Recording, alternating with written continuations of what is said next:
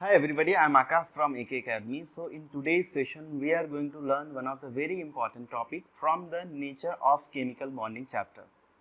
So my dear students and friends, in today's session we will be learning about the formal charge. तो चलिए समझते हैं कि formal charge क्या होता है, इसकी क्या ज़रूरत है, इसका क्या एप्लीकेशन है और इसको कैसे कैलकुलेट करते हैं, है ना। और अभी तक अगर आपने चैनल को सब्सक्राइब नहीं किया है तो चैनल को सब्सक्राइब कर दीजिए and press the like button if you like this video. So now let's understand my dear students. So first of all formal charge होता क्या है समझने की कोशिश करते हैं.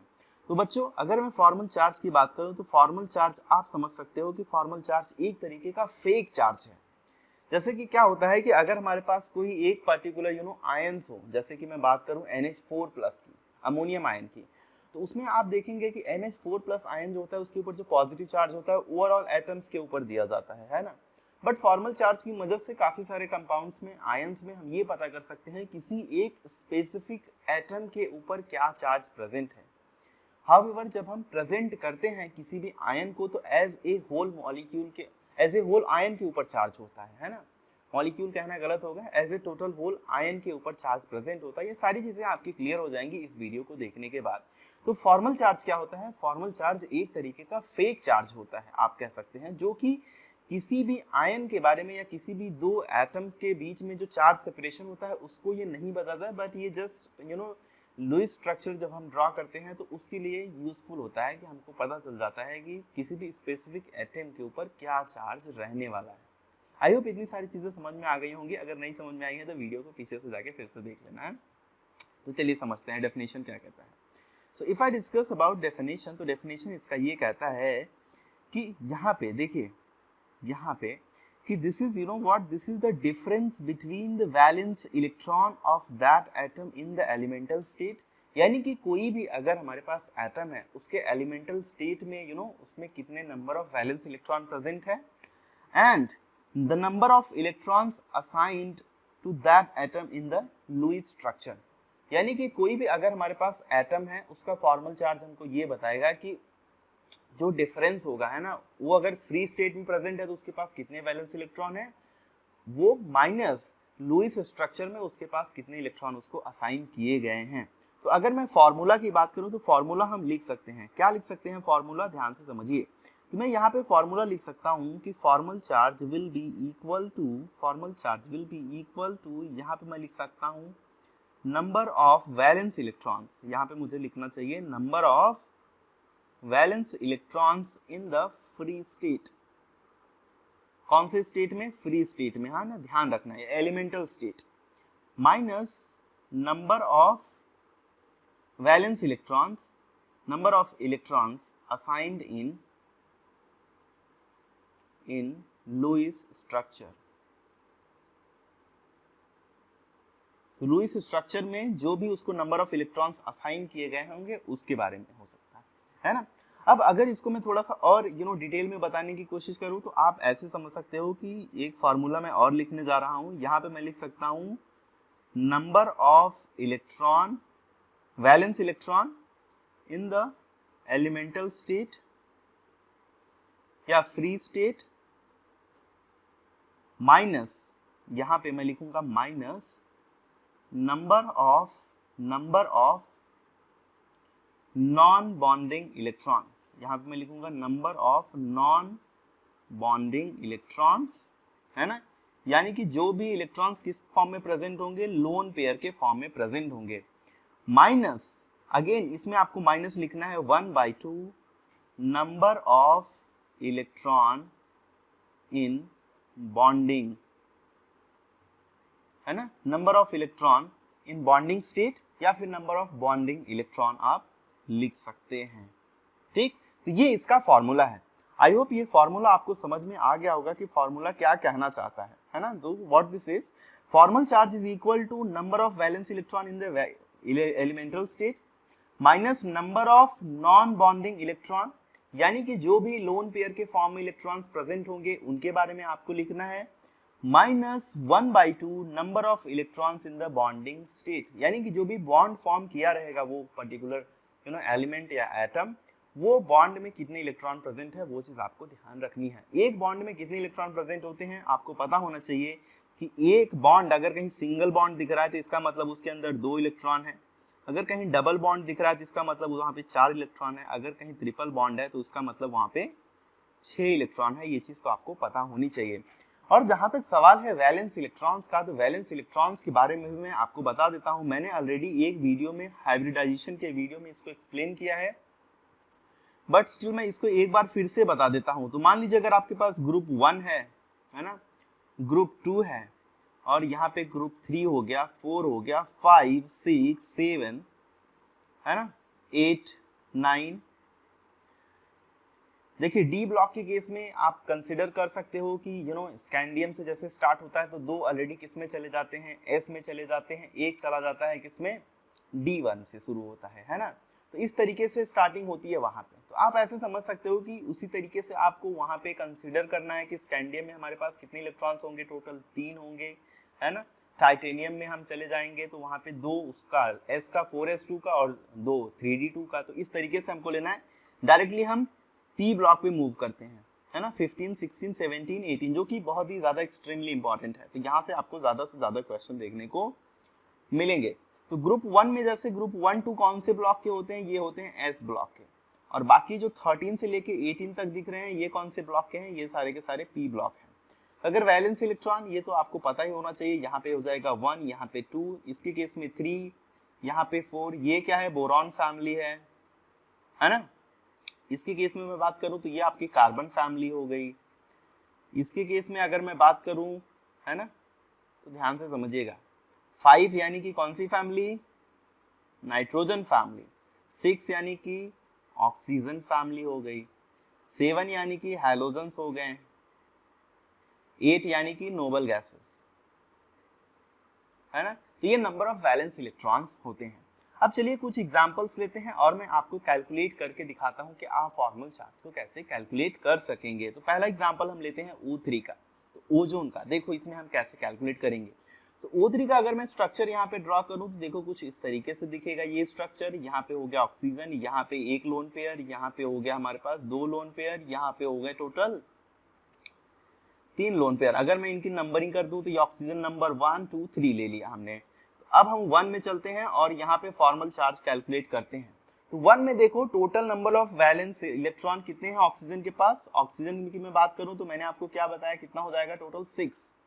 फ्री स्टेट में इसके पास टोटल 6 इलेक्ट्रॉन्स होते हैं। तो मैं लिख सकता हूं, फॉर्मूला क्या होता है, वैलेंस इलेक्ट्रॉन माइनस यहाँ पे नॉन बॉन्डिंग इलेक्ट्रॉन, यानी कि मैं NBE लिख सकता हूँ, माइनस 1/2 यहाँ पे बॉन्डिंग इलेक्ट्रॉन्स लिख सकता हूँ। तो वैलेंस इलेक्ट्रॉन कितना हो गए, 6।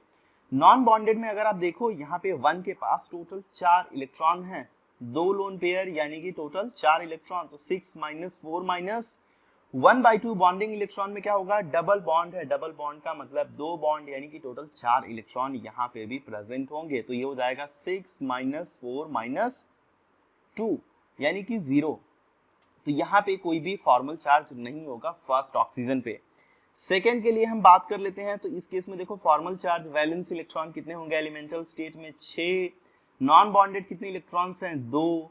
यहाँ पे बॉन्डेड कितने इलेक्ट्रॉन्स हैं, 6। 3 बॉन्ड देखने को मिल रहे हैं यानी कि 6 इलेक्ट्रॉन्स हो गए। तो हो गया टोटल ये कितना हो जाएगा, 6 - 2 - 3 यानी कि यहाँ पे +1 चार्ज आएगा। तीसरे में देखो बच्चा क्या होगा, तीसरे में मैं बात करूं तो 6 माइनस, यहाँ पे देखो कितने नॉन बॉन्डेड इलेक्ट्रॉन है, 6 माइनस 1/2 बॉन्डेड कितने इलेक्ट्रॉन है, केवल 2। तो 6 - 6 - 1 तो यानी कि -1 चार्ज होगा। तो अगर मुझे ओजोन को रिप्रेजेंट करना होगा तो instead of representing it like this, I will represent it like this. ये देखो जो मैं पिंक कलर से ड्रॉ कर रहा हूँ ये आपका करेक्ट रिप्रेजेंटेशन होगा लाइक दिस। यहाँ पे हो जाएगा माइनस और यहाँ पे हो जाएगा प्लस, है ना। तो इस तरीके से आप फॉर्मल चार्ज को कैलकुलेट कर सकते हैं। नेक्स्ट एग्जांपल देखते हैं NO2 का। तो NO2 में आप देखिए क्या होगा, यहाँ पे N हो गया, यहाँ पे मैं ले लिया डबल बॉन्ड O, यहाँ पे मैंने ले लिया एक सिंगल। तो अब देखो यहाँ पे नाइट्रोजन के ऊपर टोटल 5 इलेक्ट्रॉन्स, नाइट्रोजन के पास टोटल 5 इलेक्ट्रॉन्स पाए जाते हैं, है ना, एज ए वैलेंस इलेक्ट्रॉन। यहाँ पे ऑक्सीजन के पास आप देखो टोटल हो जाएगा, it will look something like this, ठीक।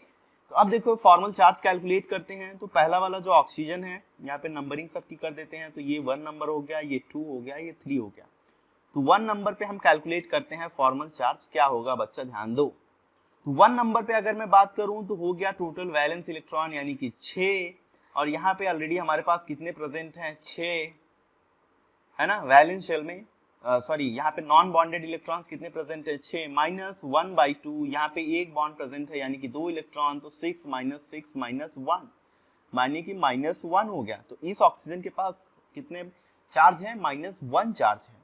दूसरा आप ध्यान देखो, यहाँ पे दूसरे के ऊपर मैं बात करूं नाइट्रोजन में valence electron 5, non bonded electron 2, और फिर 1/2 इंटू टोटल 3 बॉन्ड फॉर्म हुए हैं यानी कि 6, तो हो जाएगा 5 - 2 - 3, है ना। तो ये हो जाएगा कितना, ये आएगा टोटल 0 आना चाहिए, है ना। ये हो गया। अब देखो तीसरा में अगर चलूं तो तीसरे के केस में क्या होगा, ऑक्सीजन के केस में यहाँ पे फॉर्मल चार्ज क्या हो जाएगा,